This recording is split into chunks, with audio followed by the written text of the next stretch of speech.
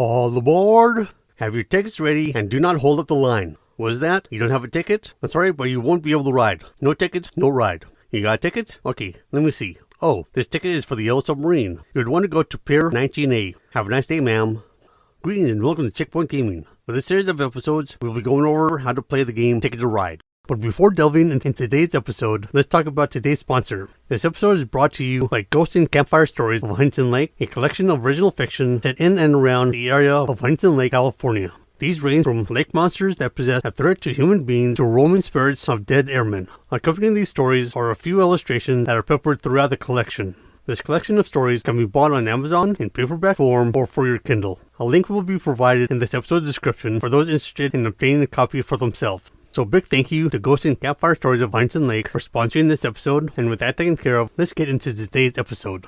With Ticket to Ride, it was designed and published by Days of Wonder, where players take on the role of a railroad tycoon during the beginning of the 20th century with the aim of connecting as many different locations as possible with their given rail line upon the given map that they are playing upon. With these different locations, they will be found within a city, country, region, continent, or even the entire world. These locations also typically represent cities, although they can also represent way stations or countries for a given rail line to aim for.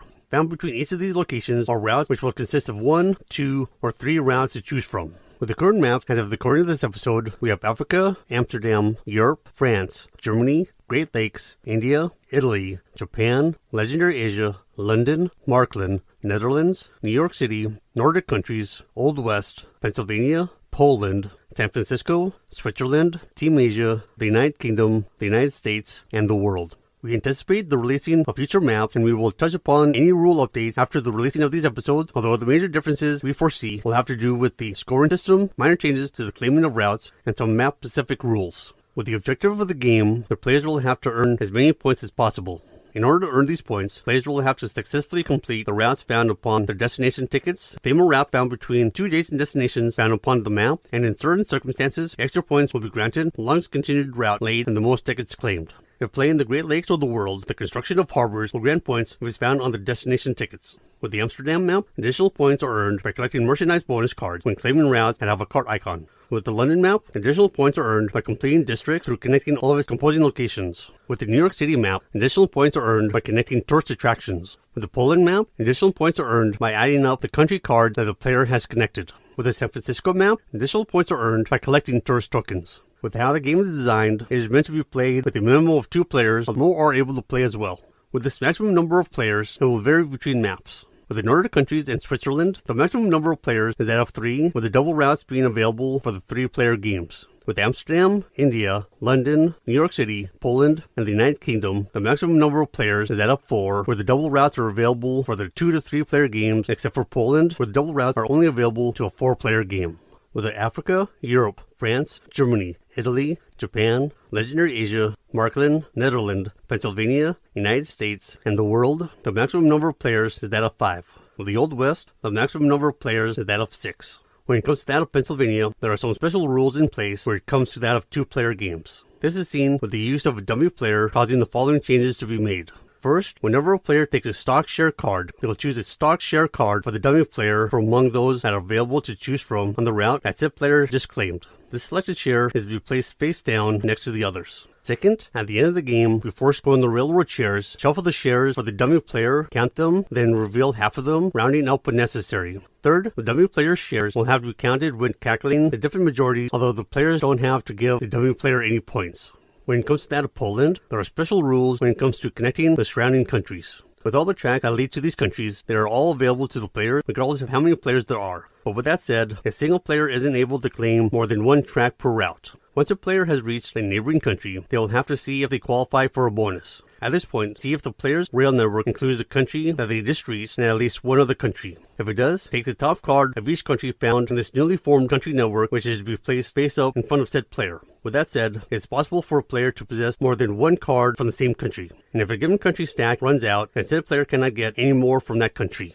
With Team Asia, it is specifically designed to be played in teams and consists of 4 to 6 players. At the start of the game, players pair off into teams of 2 and will stand next to each other. This will allow the players found in a team to always play in succession. In regards to the train cars, split the number into 2 sets of 27 trains each, 1 for each player on the team. Players that are found on the same team will score together using the common score marker of the matching color. With that said, each player is to keep their own set of trains separate from each other. Teammates also share 2 card holders placed in front of them, where each one for the team's common train car card and the others for their common destination ticket cards. These card holders are to be in easy reach of each player. Although teammates can engage in light talk, they cannot exchange game information except as permitted by the rules dictating the use of the team's card holders. When it comes to that of setting up the game, place the selected board map in the center of the table. Each player will then take a set of colored train cards along with the associated scoring marker.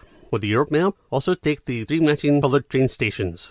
With the Germany map, place the 60 passenger meeples into the bag and shuffle them, followed by drawing the passengers for the bag at random and place them onto the board according to the diagram. With the San Francisco map, stack the tourist tokens by their given symbol and place a stack at each of the following 5 locations: Alcatraz, the Golden Gate Bridge, Embarcadero, Sunset, and Portillo Hill. All these locations are identified by a red spot. The 2 remaining stacks are set aside for the time being. The number of tourist tokens that are used in each stack is dependent upon the number of players found in the game. If it's a 4-player game, 3 tokens are used.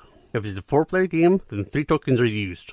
If it's a 4-player game, then 3 tokens are used. But if it's a 2 to 3-player game, then 2 tokens are to be used. With the Poland map, sort the country cards by their respective country and then stack them face up next to the matching country location. Also make sure that the country cards are arranged so that they're running from highest to lowest to the highest value card found on the top of the deck.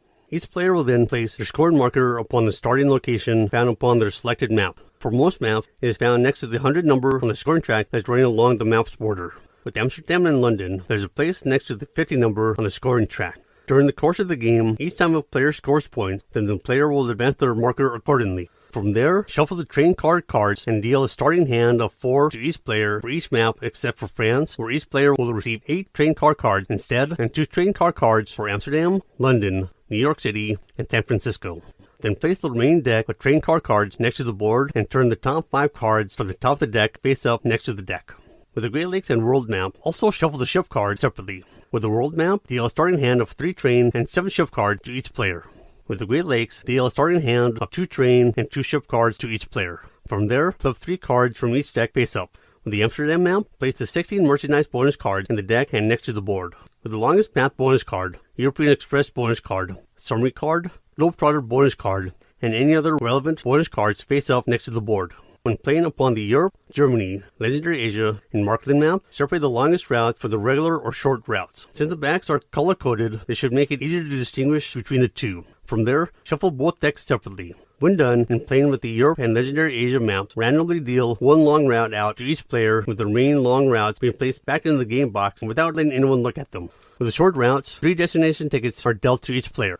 When playing with the Europe map, all initially discarded destination tickets are to be placed into the game box without letting anyone see them, and these destination tickets can either be long routes or short routes. When playing with the Germany or Markland maps, each player can draw any combination for the long and short route, but said player will need to first declare which combination of tickets they will be drawing. When playing on the United States map, each player is dealt 3 cards. When playing on the Europe map, in addition to the long route, the short routes are shuffled and 3 are dealt to each player. When playing on the Germany and Markland maps, each player will draw 4 destination tickets and from the long and or short routes. Any unwanted Germany or Markland destination tickets are placed back into their respective deck, which are then shuffled separately. When playing on the Japan and Poland map, each player is dealt 4 cards. When playing on the Nordic countries map, each player is dealt 5 cards with any return cards removed from the game and placed back into the game box. With Amsterdam, London, New York City, and San Francisco, they are dealt 2 cards. With the United States, Europe, Germany, Japan, Legendary Asia, Markland, and Nordic countries map, each player keeps at least 2. With the Africa, India, Poland, and Switzerland maps, each player is dealt 4 cards and keep at least 2. With Amsterdam, London, New York City, and San Francisco, they keep at least 1. When playing on the France, Great Lakes, Italy, Netherlands, Old West, Pennsylvania, the United Kingdom, Team Asia, and World maps, each player is dealt 5 cards and keep at least 3. Regarding Team Asia, these destination tickets are kept secret even from their teammate. After both teams have selected their destination tickets, they must simultaneously place 1 each into the team's common destination ticket card holder, giving each team 2 shared destination tickets at the start of the game. All other destination tickets are to remain in the player's hands and kept secret. Unless otherwise stated, the discarded destination ticket cards are returned to the destination ticket deck and placed at its bottom. With Poland, the discarded destination tickets are to be shuffled together and then placed at the bottom of the destination ticket deck.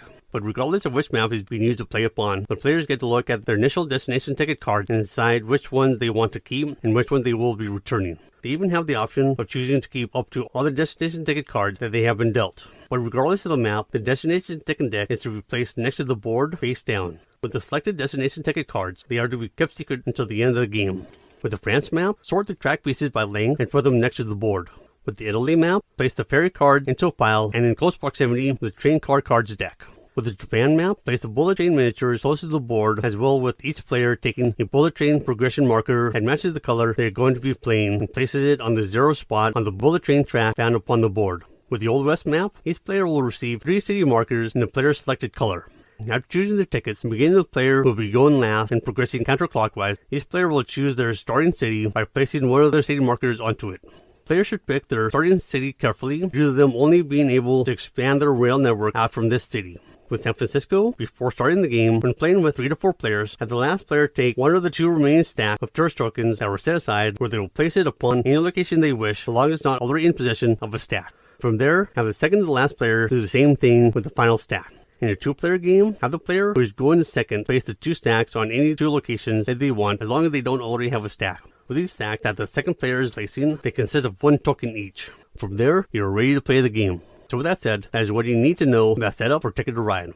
With that taken care of, we can start talking about game pieces and cards. If you like this episode, feel free to give it a like, and if you want to stay up to date on any future episodes we upload, go ahead and subscribe.